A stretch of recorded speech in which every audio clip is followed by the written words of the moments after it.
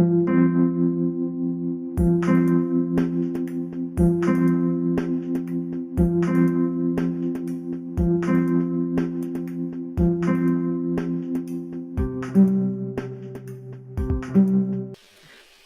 Gundam fans, this is Prime92, and today I'll be looking at the 1-144 high-grade Doven Wolf from the Unicorn series. This is the Unicorn variant.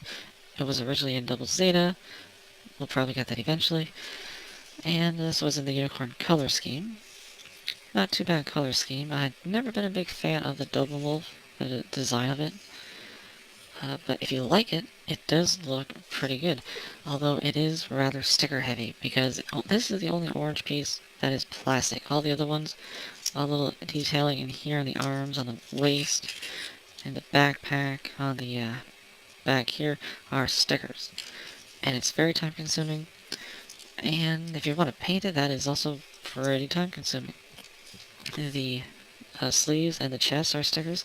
The detail is molded in, not the lines, but the actual detail in the center, so you can paint that.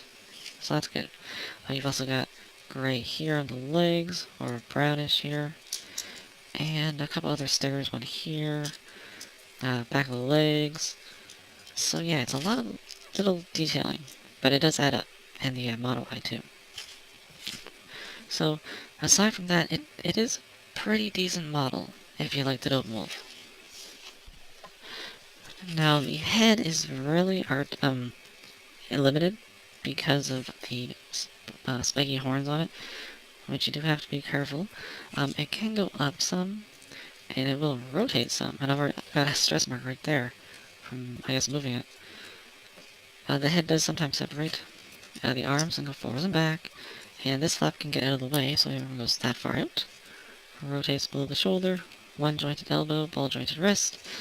It does have a ball jointed waist, so you can get some good movement there. Nothing will stop it. Legs will go forwards. Back, if you can get the other stuff out of the way. Out, as just about that far. Rotate at the hip. And double jointed knee. Flap here can move. Flap here can move, and the knee too, for no reason. Foot goes forwards and back. And on a hinge in the leg. And then the ball-jointed foot, forwards and back more, side to side, rotates freely. And then the backpack, it's ball-jointed down here, so you can kind of have it, that doesn't happen.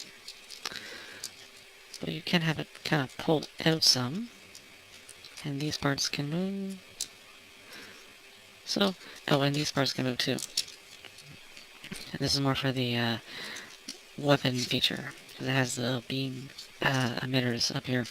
And it tells you to pull off the head when you do that, but these little antennas right here, these little blue ones, can actually move, so you just push them all the way back.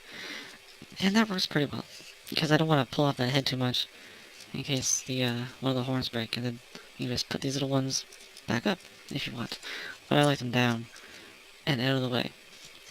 So articulation, it's pretty good. You can get some good poses with this guy. The head is limited, and the arms are limited, but the lower half is, whoopsie, the lower half is rather decent. So, articulation, it's pretty good. Now this guy has a crap ton of weapons. Beam emitters in the stomach, and here. You've got, please stand up, thank you. You've got 2 beam sabers. These are 1/100 scale yellow beams. And they can go and you'll have to take the hand apart because these parts will stop you from sliding it into the hand. You've also got, speaking of hands, you got a set of holding hands, a set of open hands, and you have a trigger finger hand. And the trigger finger is for his beam rifle, which has a little stock here. You can just take it in, a lot like the Dynamis. It's not on it. It would be nice if it was a hinge, but you can kind of get it to work like that. And the handle is right down here. There's a little peg, and there is a hole in the hand, the trigger finger hand. peg that right there. And I should mention the pink scope is a sticker. And so you just cut that out, and there is a little piece here that pulls out. And just plug it in like that. And there we go. So that's not too bad. That was kind of cool. I like that. But if you want, now this is something I didn't think I'd really care for, but it works rather well. Let's get that hand off there. Put that back in there. You have extra handles on the sides, kind of like the Virtue, I guess. Put that back in. Extend the barrel. Flip these little panels out. And then these two pegs, they look just like emitters or something, just detailing. They fit really well into these holes. Because what it does is it connects into here, and then it becomes more of a mega launcher.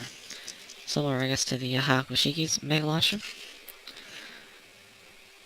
Yeah, it is a little questionable. It's not quite low enough to be phallic, but it's getting to that point. And you can move them back far enough for the hands to hold them. It's fiddly. You have to take the hand apart, but it will work. Or, because I said it's so solid, you can just leave it like this.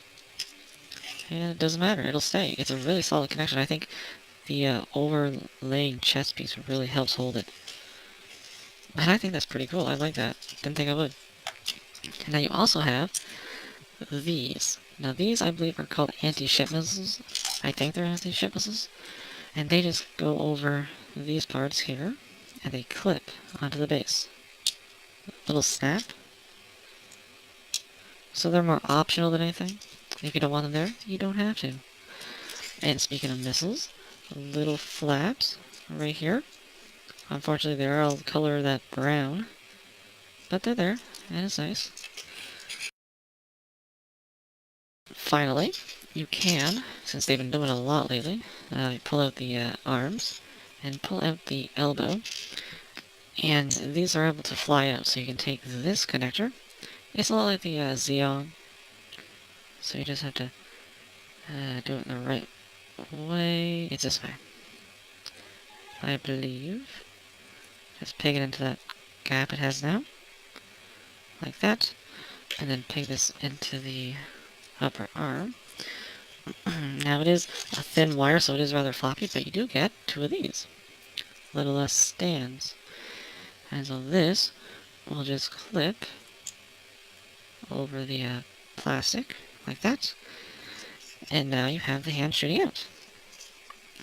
Away from the adult wolf. And you can do it with both hands. It's pretty cool. I like that.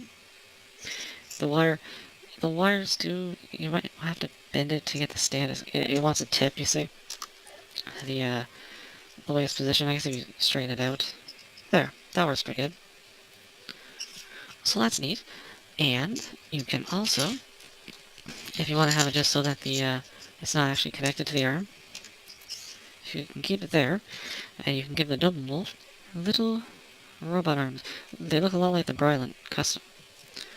So peg them in like that. Unfortunately, there's no joints in these arms, so all you can utilize is the shoulder rotation. So with these, you can hold the beam saber handles because each, well, only the two fingers, not this one, but these two claws are articulate. And they hold it. It's a little loose, but it's not going to fall out. And you just have to rotate up here to have it like that. So that's cool. You can have the those little teeny arms do something. Well, these are flying around. So that's pretty good. I do like that. And that is it for accessories. It has quite a lot. And I rather like them all. Now I think the weakest is probably the wire-looking gimmick. Oh, I almost forgot. It has incom weapons. They slide out of here, a little track, and you can unpeg them. And you can also do the same thing. You can put a little wire. There's a little hole in there, so a little wire could probably, because these are supposed to be wire guided. So you could probably fit a little wire in there. They fire beams. And I'm sure there's a way to hook these up in here. You probably don't even need this. You could probably hook up without that, because there's a little hole there. And yeah, there we go. So you can have the wire-guided income system. So that's pretty neat too. I almost forgot about that because they're pretty inconspicuous back there. So that is all the accessories. It's got a lot, and I think they all work good. But yeah, I just think the shooting arm gimmick is a little weak. If you try to use the wire, I would just leave them on the stand by themselves and use these for the the end-comp system. So accessories are pretty good. Now, like I said at the beginning, a very big mobile suit. So let's compare him to some other bigger mobile suits. Since this guy was originally in Double Zeta, the Double Zeta. And you can see he is a lot taller. Double Zeta is pretty big. So how about another one from around Unicorn? The Delta Gundam. Still, this guy is closer to a 1 to 100 scale. Like one of the wing suits, or the G Gundam suits, like a smaller high grade, or a smaller master grade. It's pretty impressive. I really do like it. I didn't think I would. I'm still not a fan of the Doven Wolf, but for a model kit, it's pretty good. So that's about it, and I'll see you at the next review.